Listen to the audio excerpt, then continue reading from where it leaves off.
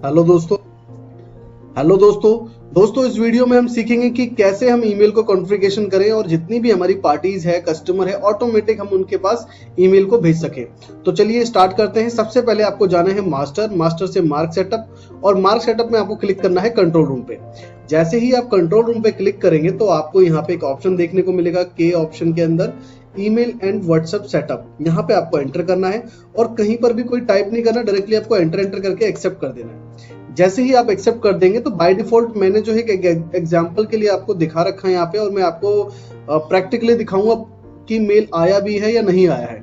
तो सबसे पहले जो यहाँ पे आपसे पूछता है ये कि आप जो भेजना चाहते हैं, पहले तो सिर्फ ईमेल का ऑप्शन था, अब व्हाट्सएप का भी है और ईमेल का भी है।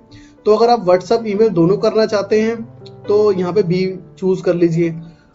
उसके बाद फिर आप चाहते हैं कि जब मैं किसी का बिल बनाऊं तो ऑटोमेटिक ईमेल किसी के पास ना जाए, और जब बिल बनाऊं तो बिल बनाने से पहले एक बार मेरे से वो पूछे कि आपको मेल भेजना है या नहीं भेजना। तो मैंने यहाँ पे वाई चूज कर रखा है। अगर आप चाहते हैं कि ऑटोमेटिक चले जाए तो यहाँ पे आप ए प्रेस कर देंगे। उसके बाद आप मार्क के सर्वर से भेजना चाहते हैं डायरेक्टली, या फिर आप इंडिविजुअल कंप्यूटर से भेजना चाहते हैं, तो हमेशा आप इंडिविजुअल कंप्यूटर चूज करें। यहाँ पे आई चूज करें जैसे इंडिविजुअल के लिए दे रखा है। ऐसे ही आप ईमेल जो है आप आउटलुक से भेजना चाहते हैं या एसएमटीपी की सेटिंग कर भेजना चाहते हैं, जैसे कि आप कोई भी जीमेल यूज करते हैं, याहू यूज करते हैं, या अपनी वेबसाइट के डोमेन जो भी होता है उसका अगर यूज करते हैं तो एसएमटीपी जो है वो आपको इंटरनेट पे मिल जाती है। कैसे मिलेगी मैं अभी आपको दिखा भी दूंगा। उसके बाद जैसे कि मैंने यहाँ पे चूज किया है एसएमटीपी, तो यहाँ पे जो मेरी जो ईमेल आईडी है वो है जीमेल के ऊपर। तो देखिए मैं आपको गूगल पे दिखाता हूँ कि कैसे आपको ढूंढना है। बहुत इजी है, कुछ भी डिफिकल्ट नहीं है। आपको यहाँ पे टाइप करना है, जैसे कि मुझे जीमेल का चाहिए तो मैंने लिखा Gmail SMTP server and port. जैसे ही आप ये लिख के एंटर करेंगे तो देखिए आप किसी भी, जैसे बहुत सारे ब्लॉग्स वगैरह इस चीज के ऊपर बने हुए हैं, किसी के भी ऊपर आप क्लिक कर सकते हैं। तो जैसे कि मैं इस पे क्लिक कर लेता हूँ, ये डायरेक्टली जो है गूगल का ही है। तो देखिए सारी की सारी चीजें आपको यहाँ पे मिल जाती है। तो ये है आउटगोइंग के लिए, जो आप आउटगोइंग करना चाहते हो। तो यहाँ पे ये है smtp.gmail.com।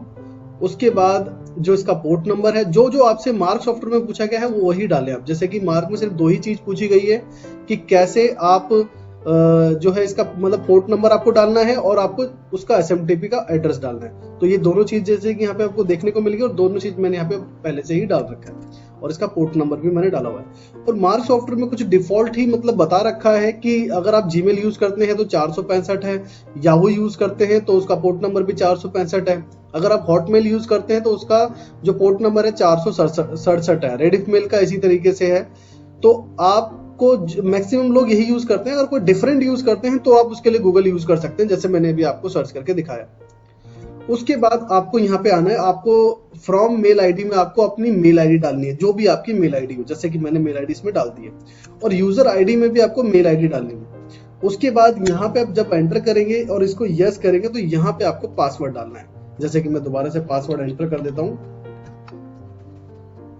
और फिर आपको रीचेक के लिए दोबारा से पासवर्ड डालना है। उसके बाद आपको एंटर कर देना है। जब आप एंटर कर देंगे तो नीचे भी बहुत सारी ऐसी कॉन्फ़िगरेशन है कि जैसे आपको पीडीएफ चाहिए या कुछ और फॉर्मेट में, एक्सेल में किस तरीके से आपको भेजा, तो ये सारी चीजें हम देख लेते हैं। तो पासवर्ड हमने डाल दिया है, ये Excel protected with party password. जैसे कि जो भी आप लेजर बनाते हैं मार्क सॉफ्टवेयर में, तो लेजर के बनाते टाइम वहां पे एक पासवर्ड का ऑप्शन मिलता है आपको, जो लेजर का आप पासवर्ड डालेंगे।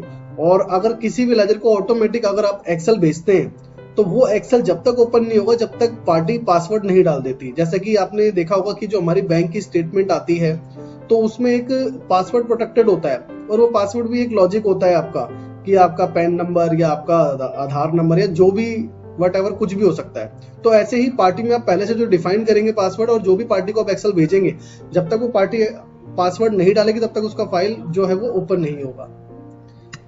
ऐसे ही अब ये तीसरे नंबर पे पूछ रहा है व्हाट्सएप सेंड फ्रॉम इंडिविजुअल, ये व्हाट्सएप के लिए पूछ रहा है। तो हम इसमें जो है सिर्फ ईमेल की बात कर रहे हैं कि ईमेल हमें कैसे कॉन्फ़िगर करना है, तो इसको हम छोड़ देंगे, और ये उसके लिए ही जो है पासवर्ड वगैरह है। चौथे नंबर पे हम आते हैं। चौथे नंबर पे जो है आपको चूज करना है वन किस लिए चूज करना है, जैसे कि अगर ये आप चाहते हैं कि ये चीज कब आपसे पूछे कि इस किसी भी पार्टी को मेल करना है या नहीं करना। तो ये चीज आप जब भी चाहते होंगे, या तो नया बिल जनरेट कर रहे होंगे या बिल को मॉडिफाई कर रहे होंगे। तो इसलिए मैंने 1 चूज करा कि जब नया बिल बने जब भी आपसे पूछ ले, और जब किसी बिल को मॉडिफाई करे तब भी वो आपसे पूछ ले। तो मैंने यहाँ पे 1 चूज कर लिया। अगर आप चाहते हैं कि सिर्फ बिल ऑडिट के टाइम पे पूछे या मॉडिफाई करने पर पूछे, तो आप यहाँ पे चूज कर सकते हैं 2 या 3। तो 1 सबसे बेटर है, क्योंकि इसमें आपको जब भी आप बिल वगैरह में, कोई ऐसा तो है नहीं कि ऑटोमेटिक चला जाएगा। अगर आपने आस्क यूज कर रखा है तो वो आपको वहां पे ऑप्शन मिल जाता है। इसी तरीके से जो है इफ आस्क ईमेल व्हाट्सएप जो है सेंड डिफॉल्ट चाहते हैं या आस्क चाहते हैं, तो यहाँ पर भी मैंने आस्क कर रखा है एन। और सॉफ्ट कॉपी में अब ये है इशू और रिसीविंग, जैसे ही आप कोई भी स्टॉक इशू करते हैं या रिसीव करते हैं उसके लिए है। तो इसको मैंने अभी बंद कर रखा है, आप चाहें तो इसे यस कर सकते हैं। अब जैसे कि ये पूछ रहा है सॉफ्ट कॉपी किसके लिए रखना चाहते हैं आप, पार्टी के लिए या आस्क रखना चाहते हैं कि जब भी आप वहां पे जब भी बिल बनाए तो वो आपसे पूछ ले यस और नो के लिए। तो इसको भी आप आस्क रखें, क्योंकि अगर ये सारी चीजें आप आस्क रखेंगे तो आपके पास बहुत सारे ऑप्शन होंगे कि किसको आपको मेल भेजना है या नहीं भेजना है। और फिर उसके बाद ये पीडीएफ के लिए पूछ रहा है, इसको आप यस कर दें। और उसके बाद ये भी पीडीएफ जो है पार्टी मास्टर से रिलेटेड पूछ रहा है, इसको भी आप आस्क कर दें।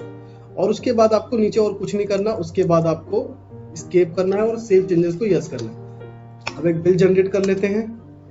जैसा कि ये जो पार्टी है अहूजा, इस पार्टी के जो लेजर डिटेल में मैंने अपनी ईमेल आईडी डाली हुई है।